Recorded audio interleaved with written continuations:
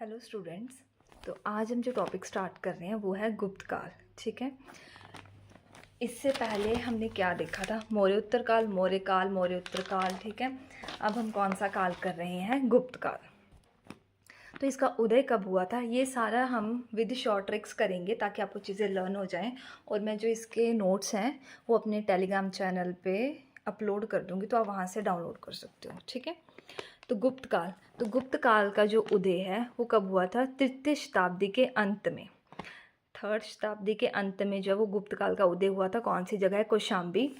गुप्त काल को कुषाणों के सामंत, मतलब जब कुषाण काल चल रहा था उसी के समान ये गुप्त काल चला था, तो इसको कुषाण का सामंत भी कहा जाता है। ये किसके लिए प्रसिद्ध है? कला एवं स्थापत्य के लिए प्रसिद्ध है। और इसकी राजकीय भाषा, वेरी वेरी इंपॉर्टेंट क्वेश्चन, कौन सी भाषा गुप्त काल में राजकीय भाषा थी? तो इसका आंसर है संस्कृत। सबसे ज़्यादा सोने के सिक्के कौन से काल में चले? गुप्त काल में। और इसकी देन क्या है? चतुरंज खेल। चतुरंज मतलब शतरंज, शतरंज को ही चतुरंज बोलते थे पहले। तो ये चीज़ें आपको गुप्त काल के बारे में पता होनी चाहिए। और भारतीय संस्कृति का स्वर्ण युग किस काल को कहा जाता है? वो है गुप्त काल। सती प्रथा और बाल विवाह का उल्लेख भी हमें गुप्त काल से मिलता है। तो ये 5-7 पॉइंट है जिसमें से क्वेश्चंस जो हैं रिपीट होते रहते हैं कि भारतीय संस्कृति का स्वर्ण युग किसे कहते हैं, या सती प्रथा कब किस काल में चली थी, कुषाणों का सामंत काल क्या है, इन सभी का आंसर क्या होएगा? गुप्त काल। ठीक है, इसके फाउंडर कौन है? इसके फाउंडर हैं श्रीगुप्त, 240 ईस्वी से 280 ईस्वी तक। ठीक है, इनका शासक रहा। इनको किसकी उपाधि या टाइटल मिला था? महाराजा आदिराज। ठीक है, इन्होंने मगध में एक मंदिर का निर्माण करवाया था। बड़े इंपॉर्टेंट है कि इन्होंने एक मगध में मंदिर का निर्माण करवाया था। अपने 24 गांव जो वो दान में दिए थे। ठीक है, गुप्त काल श्रीगुप्त के बाद कौन बैठा था गद्दी पे? घटोत्कच, 280 से 320 ईस्वी। और इनको यहाँ पे भी देखो 40 का डिफरेंस है ना, यहाँ 40 का, यहाँ पे भी 40 का डिफरेंस। उपाधि, इनको भी महाराजा की उपाधि मिली थी।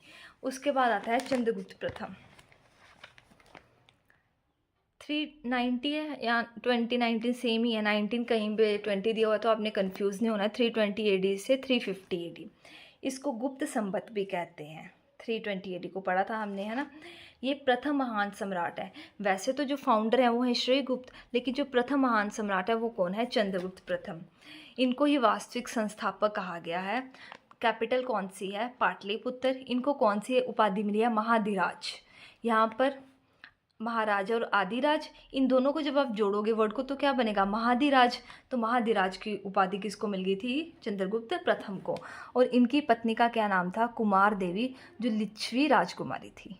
ठीक है, और इन्होंने सोने का सिक्का चलाया था चंद्रगुप्त प्रथम ने, जिसके एक तरफ लक्ष्मी देवी की आकृति थी और दूसरी तरफ कुमार देवी स्वयं की आकृति थी। ठीक है, तो इतना ही आपने पढ़ना है। और जो गुप्त संबंध का उल्लेख है वो कहाँ से मिलता है? मथुरा अभिलेख से। तो यह हो गया चंद्रगुप्त प्रथम। पहले कौन आए? श्रीगुप्त, फिर घटोत्कच, चंद्रगुप्त प्रथम, उसके बाद आए समुद्रगुप्त 350 से 375 AD। ठीक है, ये संगीत प्रेमी थे। कैसे पता चला? वीणा बजाते हुए कि इनका आकृति वाला सिक्का मिला जिसमें वीणा बजाते हुए। तो देखो समुद्र, ये आपको कैसे याद रखना है कि समुद्रगुप्त में ये वीणा बजाते हुए वाली आकृति मिली है। समुद्र और वीणा कौन सी माता बजाती है? सरस्वती माता। वो कमल पे विराजमान और आसपास क्या होता है? समुद्र होते, तो वहीं से हमें समुद्रगुप्त रिलेट हो जाएगा। और ये भगवान विष्णु जी के उपासक थे।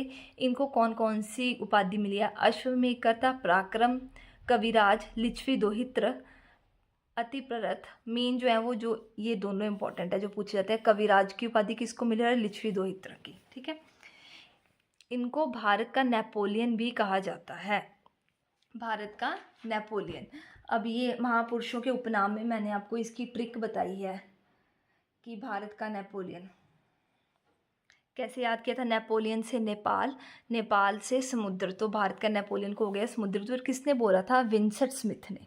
ठीक है, श्रीलंका के शासक मेघवर्मन ने समुद्रगुप्त से बिहार के गया में बौद्ध मठ बनाने की अनुमति मांगी थी। किसने? श्रीलंका के शासक, क्या नाम था उनका? मेघवर्मन। उन्होंने समुद्रगुप्त से जो बिहार के गया बिहार में या वहाँ बौद्ध मठ बनाने की अनुमति मांगी थी। और बौद्ध भिक्षु कौन थे? वसुबंधु। ठीक है, उसके बाद समुद्रगुप्त का विजय अभियान। इसका उल्लेख कहाँ से मिलता है? प्रयाग प्रशासित लेख से। इसके लेखक कौन है? हरिसेन, जो कि इनके दरबारी कवि थे। और जहांगीर और बीरबल के नाम का उल्लेख भी कहाँ से मिलता है? प्रयाग प्रशासित अभिलेख से। कैसे याद करना है?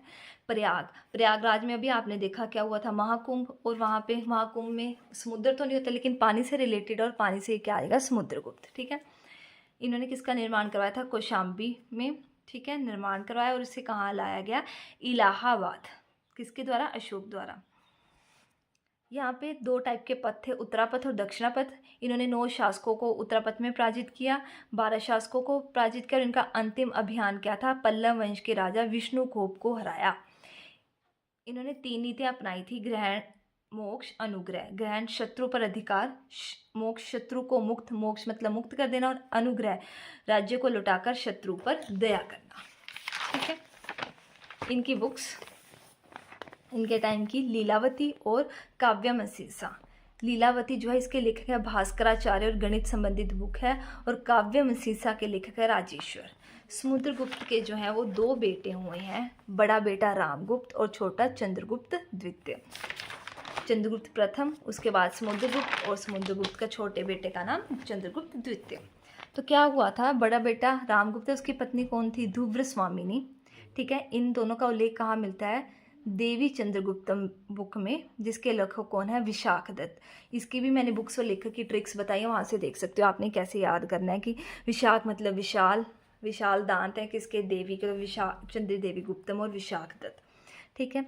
तो इनके छोटे बेटे ने क्या किया था? बड़े बेटे अपने भाई की हत्या कर दी थी, और जो इनकी पत्नी थी उसके साथ क्या कर लिया था? विवाह कर लिया था। ठीक है। उसके बाद फिर गद्दी पे कौन बैठा? चंद्रगुप्त द्वितीय, 375 से 415 ईस्वी। इनके टाइम में 4 अश्वमेध यज्ञ हुए थे, चांदी के सिक्के इन्होंने चलाए थे। और इन्होंने कौन कौन सी उपाधियां ली हैं? शिकारी, परमा भागवत, देवगुप्त, देवराज, देवश्री, देवसिंह हैं तीनों, विक्रमांग और विक्रमादित्य। वेरी वेरी इंपॉर्टेंट कि विक्रमादित्य की उपाधि किसको मिली है? तो वो है चंद्रगुप्त द्वितीय को। कब मिली थी? जब इन्होंने शकों को हराया था। उसके बाद इनके ही दरबार में एक चीनी यात्री आया था, फाहियान। ठीक है, चीनी यात्री। अब ये कैसे हमने याद किया था, इसके लिए हमने ट्रिक देखी। ये भी मैंने एक अलग से टॉपिक की वीडियो बनाई है, कौन कौन से यात्री किसके टाइम पीरियड में आए हैं, तो इसकी मैं ट्रिक जल्दी से आपको बता देती हूँ। फायान, फायान से कौन सा वर्ड दिमाग में आ रहा है? चंद्रयान, है ना। फायान मतलब चंद्रयान, चंद्रयान से चंद्रगुप्त द्वितीय। ठीक है, ऐसे। उसके बाद कला और साहित्य का स्वर्णकाल भी बोला जाता है। इनकी पत्नी कुबेर नागा, पुत्री प्रभावती नागा। इनका विवाह किससे हुआ था? वाकाटक नरेश रुद्रसेन द्वितीय से। अब हमने ये वाकाटक वंश पढ़ा था, ये देखो वाकाटक, है ना। वाकाटक वंश के फाउंडर, कैपिटल, राज, ये वाले वाकाटक वंश के जो वो हैं नरेश रुद्रसेन द्वितीय, उनके साथ इनकी पुत्री का विवाह हुआ था। ठीक है। इनके दरबार में 9 रत्न थे। वेरी वेरी इंपॉर्टेंट कि इनके दरबार में क्या थे? 9 रत्न थे। इसमें से आपने ये 3-4 जो याद रखने हैं। धन्वंतरी चिकित्सक थे, आयुर्वेद के फर्स्ट आचार्य थे धन्वंतरी, शपणक ज्योतिष, कालिदास बारामिहिर खगोलज्ञ, और बेताल मंत्र शास्त्र। ठीक है। शिक्षा केंद्र पाटलिपुत्र और उज्जैनी में। जो अमर सिंह हैं उन्होंने इसी टाइम पीरियड के थे, उन्होंने बुक लिखी है अमरकोश, अमर सिंह से अमरकोश। ठीक है। नेक्स्ट जो आते हैं वो आते हैं हमारे कुमारगुप्त प्रथम। इनका टाइम पीरियड 415 ईस्वी से 455 ईस्वी 55।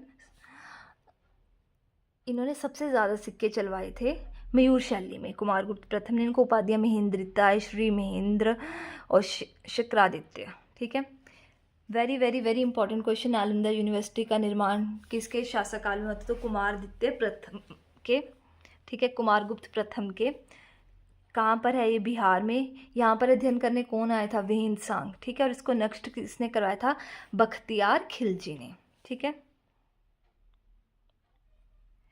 कुमारगुप्त प्रथम के शासन का उल्लेख कैसे पता चलता है कि इन्होंने शासन किया था? तो वो है मंदसौर अभिलेख, जिसकी रचना किसने की थी? बत्सवट्टी ने। ठीक है। उसके बाद उपाधि गद्दी पे शासन पे कौन बैठा? वो है स्कंदगुप्त। उनका टाइम पीरियड है 455 से 467 AD और इनको उपाधि दी गई क्रमादित्य और देवराय की। हरूणों पर भारत का आक्रमण, very very very important question, किसके टाइम पीरियड में हुआ था? वो स्कंदगुप्त के टाइम पीरियड में हुआ था। और इसकी जानकारी कहाँ से मिलती है? भीतरी स्तंभ अभिलेख से, स्कंदगुप्त और स्तंभ, ठीक है। और जो अंतिम सम्राट, इस शासन के अंतिम सम्राट कौन थे? वो थे विष्णुगुप्त तृतीय। ये भी क्वेश्चन आता है कि गुप्त काल के अंतिम सम्राट कौन थे, तो वो थे विष्णुगुप्त तृतीय, ठीक है। उसके बाद हम कुछ इंपॉर्टेंट पॉइंट्स हैं जो बार बार पेपर में आते हैं वो पढ़ेंगे। मुद्रा प्रणाली में जो गोल्ड के सिक्के थे उनको क्या बोला जाता था? दिनार। जो सिल्वर के सिक्के थे उनको क्या बोला जाता था? रूपक। ब्राह्मणों को सबसे ज़्यादा जो भूमि अनुदान है वो गुप्त काल के लोगों ने दी। भू राजस्व की दर उपज का कितना ये भाग यूज़ करते थे? 1/6 पार्ट, ठीक है। जो व्यापार है कहाँ से होता था? वो ताम्र लिपि बंदरगाह बंगाल में, यहाँ से वस्त्र उद्योग होता था। और भड़ोच बंदरगाह गुजरात, 2 बंदरगाह, एक ताम्र लिपि और भड़ोच, ठीक है। पारा का आविष्कार इस टाइम पीरियड में हुआ, गणित प्लस ज्योतिष, ठीक है। और अभिज्ञान शकुंतलम बुक लिखी गई है किसके द्वारा? कालिदास। इसमें राजा दुष्यंत और शकुंतला जी के बारे में है ना। फर्स्ट ऐसी इंडियन बुक थी जिसका यूरोपीय भाषा में अनुवाद हुआ था, वो कौन सी थी? अभिज्ञान शकुंतलम।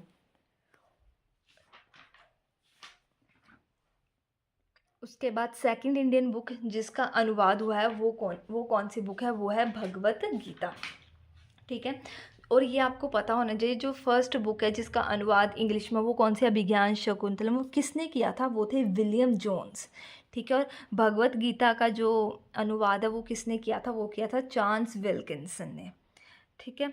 देवगढ़ का दशावतार मंदिर वो कहाँ पर है? ललितपुर, उत्तर प्रदेश, यूपी में। तो ये सारे पॉइंट्स जो हैं ये हमारे गुप्त काल से रिलेटेड हैं।